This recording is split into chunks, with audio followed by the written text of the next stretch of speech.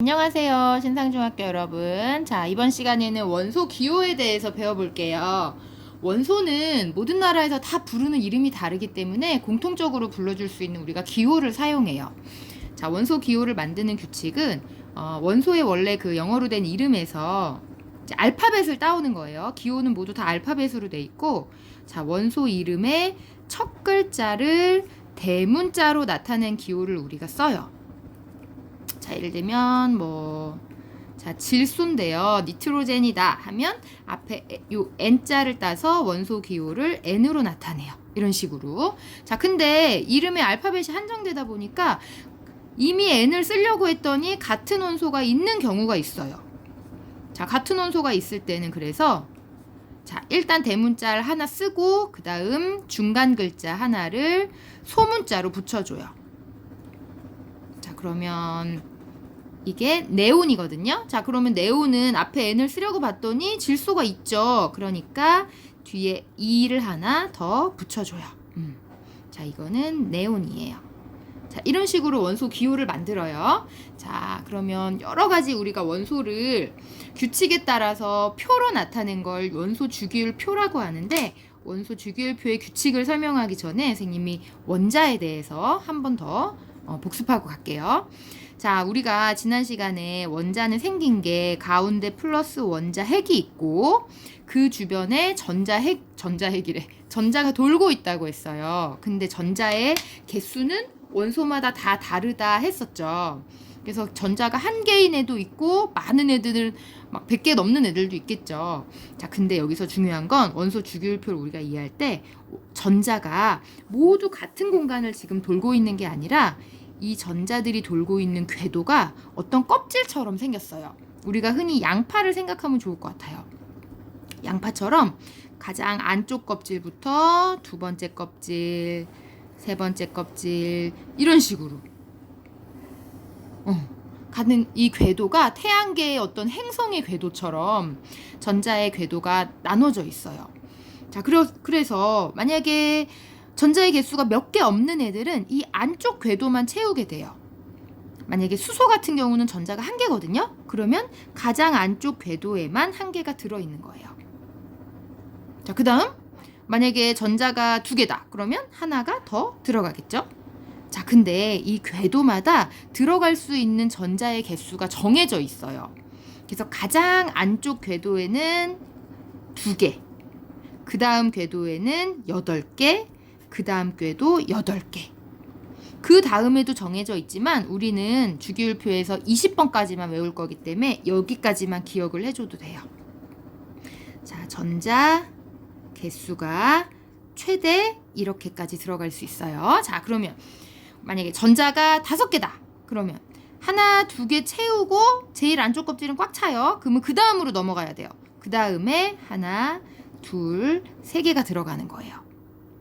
자, 그러면 두 번째 껍질까지가 꽉 차려면 전자가 몇 개 들어간 애일까요? 2개, 8개까지가 꽉 차야 되니까 전자가 10개이면 두 궤도가 꽉 차겠죠. 하나, 둘, 셋, 넷, 다섯, 여섯, 일곱, 여덟, 아홉, 열. 이면 두 번째가 꽉 차요. 그 다음 또 8개가 들어가면 세 번째 궤도가 또 꽉 차는 거예요. 몇 개죠? 하나, 셋, 넷, 다섯, 여섯, 일곱, 둘, 셋, 넷. 네, 맞네요. 그러면 우리가 주기율표에서 원소 20번. 자, 이거는 전자가 20개인 원소라는 뜻이에요. 그러면 얘는 전자가 최대 어디까지 들어갈까요? 2개, 8개 하면 18개니까 2개가 더 남겠죠. 마지막 궤도에 2개가 이렇게 들어가는 모습으로 만들어지게 돼요. 자, 이런 식으로 원소를 1번에서 20번까지 쭉 나타내서 표로 나타낸 게 아까 선생님 얘기한 원소 주기율표예요.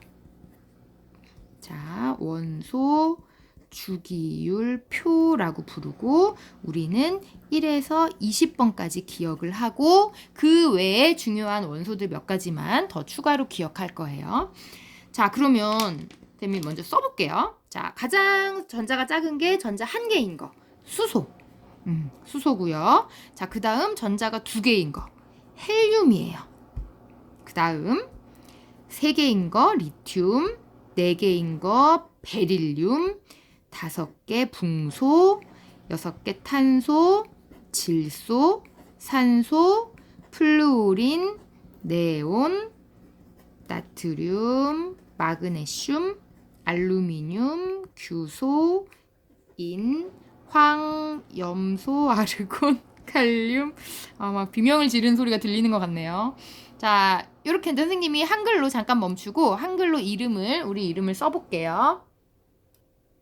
자, 이렇게 되었어요. 수소부터 헬륨에서 쭉 해서 마지막 20번 칼슘까지. 자, 이렇게 20개를 우리가 외워줄 건데 여기서 헬륨을 이쪽에 따로 떨어뜨려서 쓴 이유는 뭔지 알겠어요? 이게 요 첫 번째 줄은 전자 껍질이 하나이네. 전자 껍질 2개이네, 3개이네, 4개이네고 전자가 가장 바깥쪽에 하나 남으네, 2개 남으네, 3, 4, 5 이런 식으로 전자 개수에 따라서 하나씩 차례대로 더 옮겨지는 건데 이 마지막 헬륨은 가장 안쪽 껍질이 전자가 2개이기 때문에 2개의 전자가 다 꽉 찬 상태라서 이쪽 줄에 써줘요. 모든 껍질의 바깥쪽 껍질의 전자가 꽉 찬 상태라서. 자, 그러면 어쩔 수 없지만 이거를 다 외워야 돼요, 여러분. 이걸 다 외우고 그 다음에 이것들을 다 외우고 나면 우리가 분자식이나 이런 거를 나타내기가 훨씬 쉬워요. 우리 지난 시간에 분자를 배웠는데 분자를 그림으로 나타냈어요. 근데 그림으로 나타내는 건 한계가 있죠. 그래서 분자식도 분자를 원소 기호를 이용하여서 표현하면 간단하게 나타낼 수 있어요. 자, 우리 그 전에 그림으로 나타냈을 때 물이 이렇게 생겼죠? 산소 하나에 수소 2개짜리 물이. 자, 얘가 산소고 이거 수소 안 쓸게요. 얘를 원소 기호로 나타내면 어떻게 되냐면 자, 산소는 O고요. 원소 기호가. 수소는 H예요. 그래서 H가 2개에 O가 하나다. 요거를 H2O라고 해요. 하나면 여기에 1을 써줘야 될 것 같은데 1인 경우에는 생략하고 안 써요. 그러니까 아무것도 안 써 있으면 1이에요. 자, 그럼 만약에 산소가 2개, 수소가 이렇게 물 분자가 2개다. 요거는 원소 기호로 분자식으로 어떻게 표현할까요? H2O인데 물 하나가 이게 2개다. 그러면 이 앞에 크게 2를 써줘요. 그러면 이게 이 H2O 분자가 2개다 이런 뜻이에요. 자, 이런 식으로 몇 개 분자만 더 표현을 해볼게요. 자, 염화수소. 우리 지난 시간에도 했던 건데 염화수소면 염소와 수소가 만난 거라서 자, 이런 식으로 수소와 염소 이런 식으로 표현하고요. HCl로. 그 다음 우리 지난 시간에 한 암모니아는 질소 하나에 수소가 3개 붙어 있었어요. 이게 하나의 분자예요. 이런 식으로 표현하고. 자, 그 다음 일산화탄소. 자, 이거는 우리가 이산화탄소가 있고 일산화탄소가 있죠. 산소예요. 근데 하나의 산소와 탄소.